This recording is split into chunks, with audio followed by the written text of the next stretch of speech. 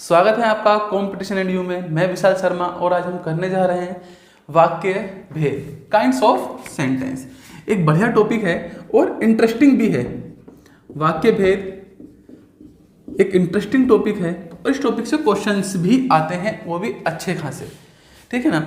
हर exam में कोई ना कोई क्वेश्चन देखने के लिए हमें मुख्यतः इस टॉपिक से मिल जाता है। वाक्य भेद मतलब कि काइंड्स ऑफ सेंटेंस। पर वाक्य भेद वास्तव में क्या है? देखिए, जो वाक्य क्या होता है, असल में पहले हमें पता चलना चाहिए कि वाक्य क्या है। अगर आप लोगों को पता है तो जरूर कमेंट बॉक्स में बताएं कि वाक्य क्या होता है। कोई भी एक सेंटेंस है वो होता क्या है, ये बताइएगा कि वाक्य है क्या। देखिए, वाक्य क्या है? एक समूह है। किसका समूह है? शब्दों का समूह है। कौन से शब्दों का समूह है? सार्थक शब्दों का समूह है। किसका समूह है? सार्थक शब्दों का समूह है। सार्थक शब्दों का समूह। तो यहां से एक बात निकल कर आती है, सार्थक शब्द होते हैं प्यारे बच्चों जिनका कोई अपना मीनिंग होता है। तो यहां से वाक्य की जो परिभाषा बनती है वो ये बनती है कि सार्थक शब्दों के समूह को, सार्थक शब्दों के व्यवस्थित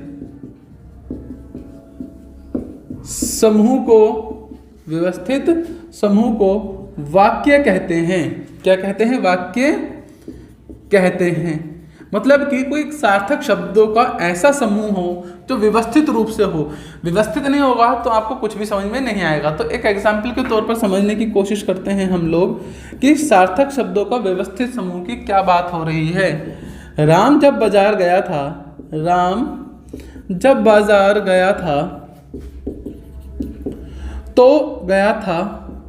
तो उसके पास पैसे कम थे।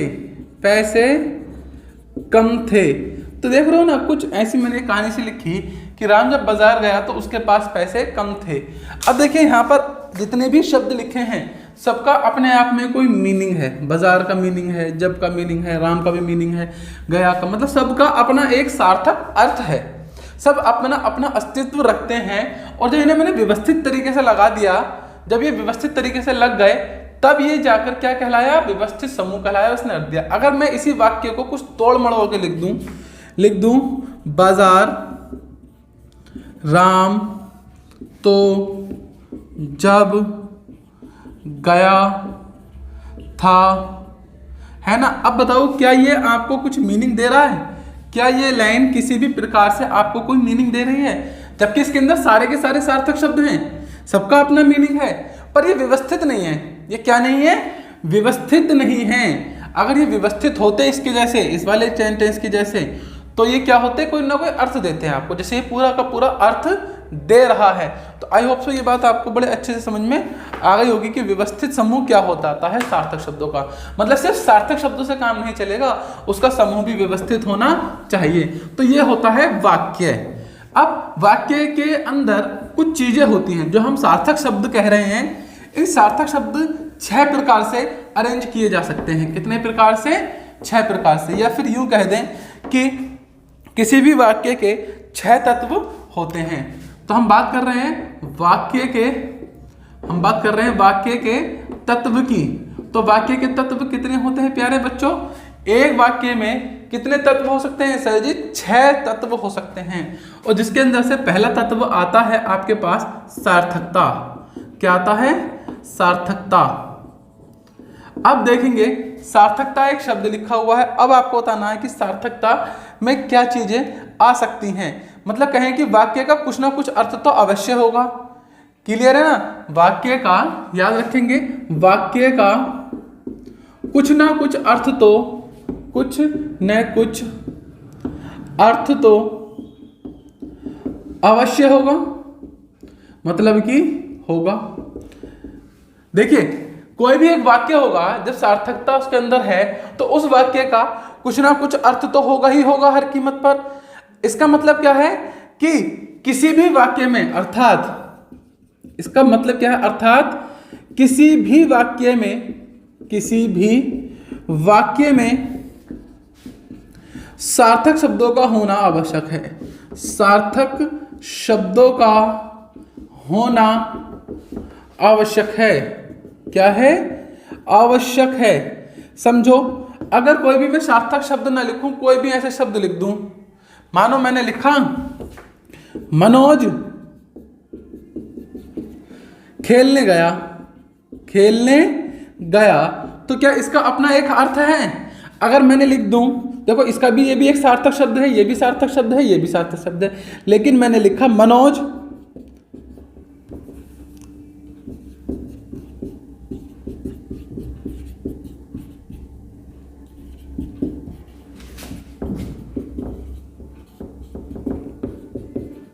ये देखो मैंने लिखा मनोज टिंग रिंग पिंग चिंग चाऊ गया, कोई मतलब है?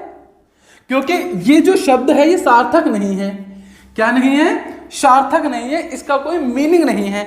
अब जब इसका कोई मीनिंग नहीं है तो वाक्य का भी कोई मीनिंग नहीं निकल पाता। तो प्रत्येक शब्द का सार्थक होना जरूरी है। बात समझ रहे हैं ना? प्रत्येक शब्द का क्या होना जरूरी? सार्थक। मतलब कि जितने भी वाक्य के अंदर शब्दों का प्रयोग हुआ है उनका कोई ना कोई अर्थ होना आवश्यक है, और अगर ऐसा नहीं है तो वाक्य का अर्थ वही निकलेगा जो इस वाले का निकल रहा है ना? कितना प्यारा अर्थ निकल रहा है इसका, आप समझ ही रहे होंगे। समझदार तो आप सब हैं ही हैं। क्लियर है? चलते हैं नंबर 2 की तरफ। तो था सार्थकता। इस सबको फेयर कर लेंगे अच्छे से। हिंदी फिनिश होने की कगार पर आ चुका है, मतलब थोड़ा सा है ना, जो हम हिंदी भाषा सीख रहे हैं तो हिंदी ग्रामर जो है आपका, व्याकरण जिसे कहते हैं, वो खत्म होने के कगार पर है। इसके बाद बस 3 चैप्टर बचते हैं, उसके बाद ये फिनिश हो जाएगा। तो नंबर 2 पर प्यारे बच्चों आता है आकांक्षा। नंबर 2 पर चलिए, नंबर 2 पर योग्यता को रख लेते हैं। किसे रख लेते हैं? योग्यता। अब यहां पर देखेंगे योग्यता क्या होती है किसी भी वाक्य की। योग्यता क्या बताती है? देखिए वाक्य में प्रयुक्त शब्दों के प्रसंग के अनुसार अपेक्षित अर्थ प्रकट करना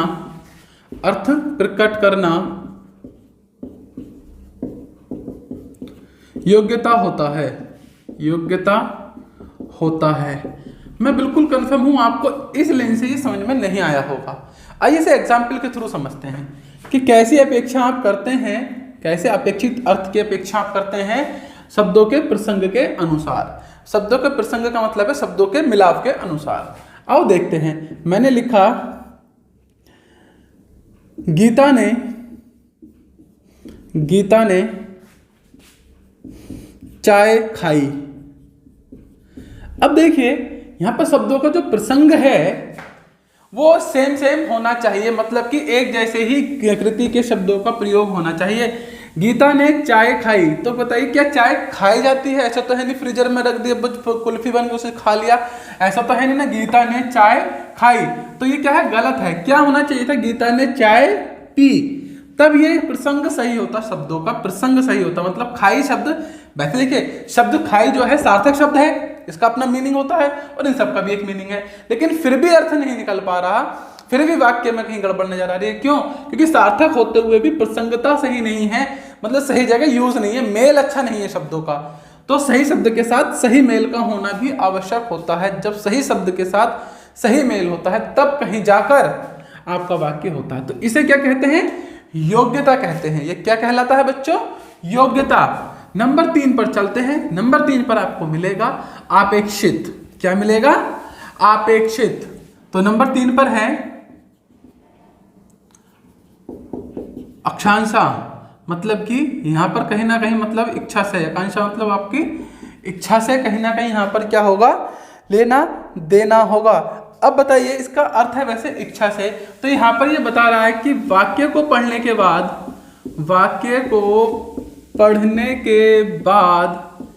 यदि मन में कोई प्रश्न उठता है या फिर किसी शब्द की कमी महसूस होती है, किसी शब्द की कमी महसूस होती है महसूस होती है या मन में प्रश्न उठता है या कमी महसूस होती है, तब इस प्रकार का वाक्य होता है, तब इस प्रकार का वाक्य होता है।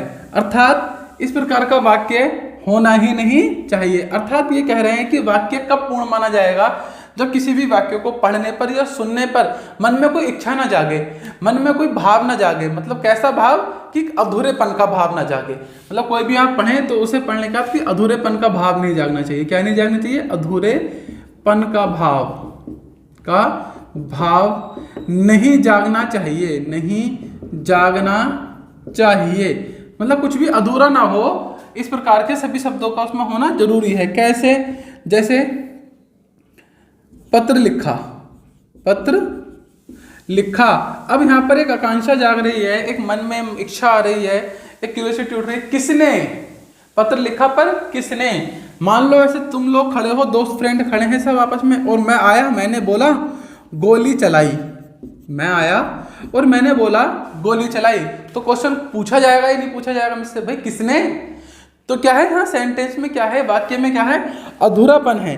किसकी कमी है? कर्ता की कमी आ रही है। किसकी? कर्ता की। काम को करने वाला मैंने मिस कर रखा है यहाँ पर। तो जरूरी नहीं कि कर्ता ही मिस हो, कोई भी मिस हो सकता है। ठीक है ना? जैसे कि मैंने बोल दिया कि मनोज ने गोली। अब मैं अगर चुप जाऊं तो यहाँ पर आपको कमी महसूस हो रही है कि कुछ तो शब्द होगा। गोली खाई, गोली चलाई, गोली फेंकी, गोली दी। गोली दी सही एग्जाम्पल है। चलिए तो देखते हैं, बात समझ में आई ना? मनोज ने गोली, तो यहाँ पर क्या क्यूरियोसिटी उठ रही है, शब्दों का अभाव है। तो एक मन में आकांक्षा, एक मन में प्रशंसा उठ जाता है, उसी प्रश्न को नहीं उठना चाहिए। मतलब वाक्य जब किसी से ही बात करो तो इस प्रकार से करो कि वाक्य का अर्थ पूर्ण निकले, अधूरापन उसके अंदर नहीं होना चाहिए किसी भी सूरत में। Is that clear? चलिए आगे चलते हैं। अगर ये समझ में आया होगा तो अच्छी बात है, नहीं आया होगा तो एक बार दोबारा देखना, आ जाएगा। हमने पढ़ लिया अभी तक के 3 तत्व। चलते हैं चौथे तत्व की तरफ और समझ लेते हैं कि हमारा जो चौथा तत्व है वो क्या होगा। तो चौथा तत्व है हमारा निकटता। चौथे तत्व को कहा जाता है निकटता। अब देखिए, जब बात निकटता की हो रही है तो आपको यहाँ पर क्या है, नाम से पता चल रहा होगा कि निकटता, किस चीज की निकटता। जैसे कि हम बात करते हैं बोलते या लिखते समय। देखिए, बोलते या लिखते समय हमें क्या करना होता है, जब भी हम कोई वाक्य बोल रहे हैं या फिर वाक्य लिख रहे हैं तो वहां पर शब्दों की निकटता का होना जरूरी है। ऐसा नहीं कि हम बहुत ज्यादा रुक रुक कर वाक्य बोलेंगे या फिर वाक्य को सही से नहीं बोलेंगे, या लिख रहे हैं तो बहुत ज्यादा रुक रुक कर लिख रहे हैं, तो ऐसे में क्या होगा कि वो सार्थक अर्थ नहीं दे पाएगा। जैसे कि मुझे आपसे पानी मंगाना है, ठीक है, या फिर मुझे आपसे कोई काम है, या मुझे आपसे कोई वाक्य बोलना है, या कुछ बात बतानी है, तो मैं वो किस्तों में थोड़ा ना बताऊंगा बात तो मुझे एक ही फ्लो में, मतलब कि यहाँ पर क्या होना चाहिए, फ्लो, एक ही फ्लो में बात बताऊंगा। मतलब कि सीधे सीधे फ्लो होना चाहिए बात का। कि जैसे मान लो मुझे आपसे काम है, तो मैंने कहा रोहित एक काम करना, तुम मेरे लिए जब तुम बाजार जाओ तो मेरे लिए वहाँ से चॉकलेट लेते आना, ठीक है ना।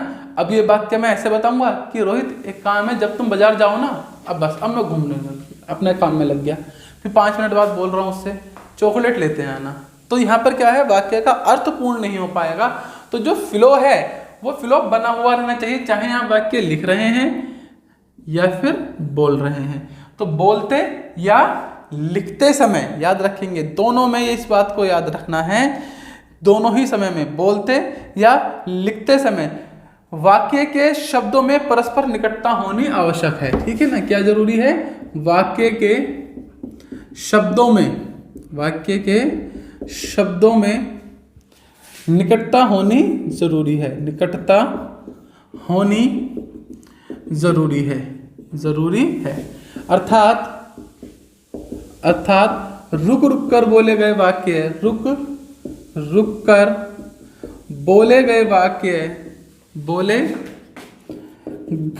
वाक्य या लिखे गए वाक्य पूर्ण अर्थ नहीं दे पाते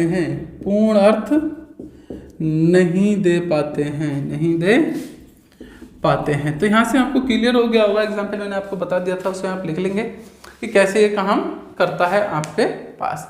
चलते हैं नंबर 5 की तरफ। नंबर 5 आपको किस चीज़ की जानकारी दे रहा है? ये तो हो गया आपकी निकटता की जानकारी। कैसी जानकारी हो गई प्यारे बच्चों? निकटता की जानकारी हो गई। चलते हैं उस जानकारी की तरफ जिसकी आपको और तलाश है। इसे कहते हैं पदक्रम। क्या कहते हैं बच्चों? नंबर 5 पर आ जाएगा हमारे पास पदक्रम। आइए एक बार पदक्रम को भी समझ लेते हैं। वाक्यों में या फिर वाक्य में पदों का एक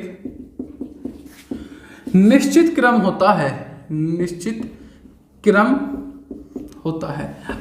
अगर ये क्रम नहीं होगा तो वाक्य में वही गड़बड़ होगी जो मैंने सबसे पहले एग्जाम्पल देके समझाया था। ठीक है ना? मनोज भाई के साथ, मनोज चलिए अपने भाई के साथ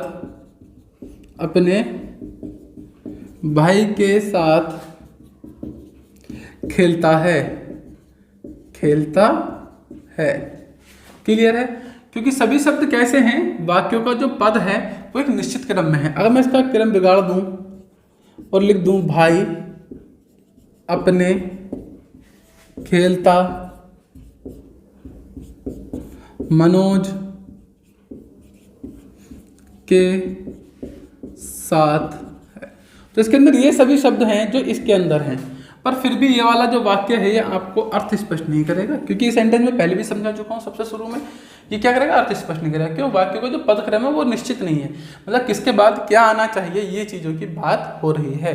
तो ये क्रम क्या निश्चित होना चाहिए। और हिंदी में हमें ये सीखने की जरूरत नहीं किसके बाद क्या आना चाहिए। 99% बच्चा इसमें गलती नहीं करता। क्यों नहीं करता? क्योंकि हम हिंदी बोलते, लिखते और समझते हैं बहुत ही अच्छे से। ये हमारी मातृभाषा है, और जब हमारी मातृभाषा तो इसमें हम बहुत ही अच्छे से इस चीज़ को कवर अप कर पाते हैं। तो ये था हमारा पदक्रम। चलते हैं नंबर पॉइंट 6 की तरफ। 6 हमें किस चीज़ की जानकारी देता है इसे भी देख लेते हैं और इसे अच्छे से समझ भी लेते हैं। नंबर 6 को आइए देखते हैं क्या है 6 में। 6 हमें प्यारे बच्चों बता रहा है अन्वय। क्या बता रहा है? नंबर 6 अन्वय। अन्वय का क्या अर्थ है? वाक्य के अंदर या वाक्य में प्रयोग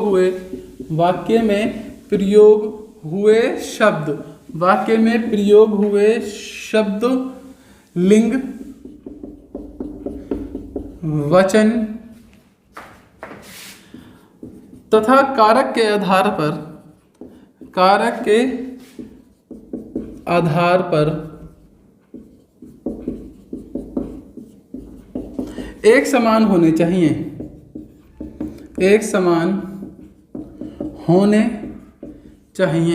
अर्थात ये कह रहा है कि उनका अन्वय जो है सेम होना चाहिए। जैसे मैंने लिखा लड़के और लड़कियां खेलने गईं, तो क्या ये सही है? खेलने गईं, क्या ये सही है? नहीं सर, गलत है। क्या होना चाहिए? सही वाक्य क्या होना चाहिए? लड़के और लड़कियां खेलने गए। क्या होना चाहिए? गए, ना कि गई, क्योंकि ये तो लड़कियों के हिसाब से आ गया, सभी के हिसाब से नहीं आया। अब यहाँ पर हमने जो लगाया इन सभी के हिसाब से गए लगाया, तो ये क्या है? अन्वय कहलाता है। मतलब कि लिंग, वचन, कारक इनके आधार पर प्रयोग किए गए शब्द। तो यहाँ पर इस चीज़ को भी हमें ध्यान में रखना होता है, अन्यथा क्या हो जाएगा? वाक्य आपका गलत हो जाएगा। और आपको फील भी होगा कि वाक्य गलत हो रहा है, आपको पूरा फील होगा कि वाक्य क्या है?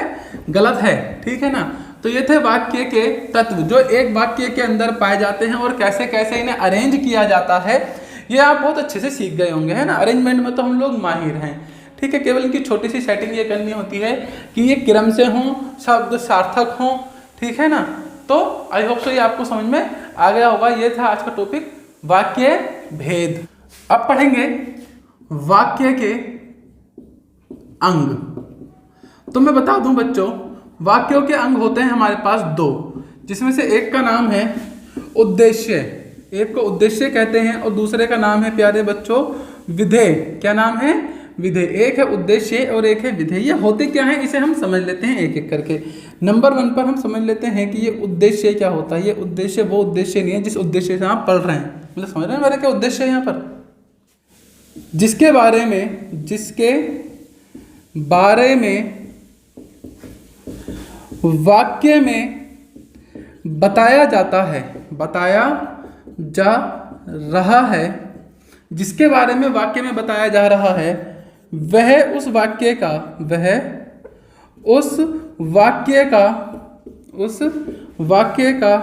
उद्देश्य होता है। जैसे मैं कहूँ कि राहुल, मैंने क्या कहा, राहुल मैच खेल रहा है, तो मैं किसके बारे में बता रहा हूँ इस वाक्य के अंदर, आप बताइए जरा। मैं किसके बारे में बता रहा हूँ, मैं राहुल के बारे में बता रहा हूँ कि राहुल क्या कर रहा है, मैच खेल रहा है। तो ये राहुल जो है ये क्या उद्देश्य है, क्योंकि मैं राहुल के बारे में बता रहा हूँ। क्या एक वाक्य में एक से अधिक उद्देश्य हो सकते हैं? बिल्कुल हो सकते हैं। मैंने लिखा राहुल और मनोज मैच खेल रहे हैं, तो मैं किसके बारे में बता रहा हूँ, राहुल और मनोज के बारे में सेंटेंस के अंदर बता रहा हूँ। तो ये दोनों क्या हुए, उद्देश्य हुए। दैट मीन्स कि एक वाक्य में एक से अधिक उद्देश्य हो सकते हैं। अब ऐसा भी जरूरी नहीं है कि जो उद्देश्य है वो एक शब्द ही हो, एक नाम ही हो, ऐसा भी पॉसिबल नहीं है। मतलब कि ये पूरी एक कहानी भी हो सकता है, ठीक है ना। जैसे कि मैंने लिखा लंबे बालों वाली लड़की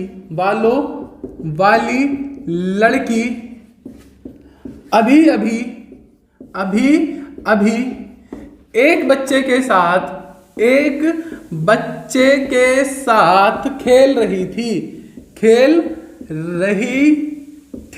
तो यहाँ पर आप लोग देख रहे होंगे कि मैंने पूरी कहानी लिखी, लेकिन आप बताएंगे मैं यहाँ पर इस वाक्य में किसके बारे में बात कर रहा हूँ। मैं बात कर रहा हूँ एक लड़की की, लेकिन मैं लड़की का पूरा इंट्रो दे दिया, क्या कि लंबे बाल वाली लड़की। तो ये पूरा क्या हुआ, ये पूरा आपका उद्देश्य हो गया। क्या हो गया, उद्देश्य हो गया। अब यहीं से हम एक और चीज समझ लेते हैं सर, विधेय भी एक टॉपिक है। विधेय को क्या कहते हैं, पहले परिभाषा के रूप में हम विधेय को देख लेते हैं, और साथ ही साथ उद्देश्य तो फिनिश हो ही गया है, विधेय को समझ लेते हैं कि विधेय क्या होता है। तो यहीं पर देख लेते हैं एक बार विधेय को भी हम, कुछ नहीं होगा, आराम से समझ जाएंगे फिर आप। विधेय की अगर हम बात करते हैं, ऐसा देखेंगे वाक्य में उद्देश्य के बारे में जो भी बताया जा रहा है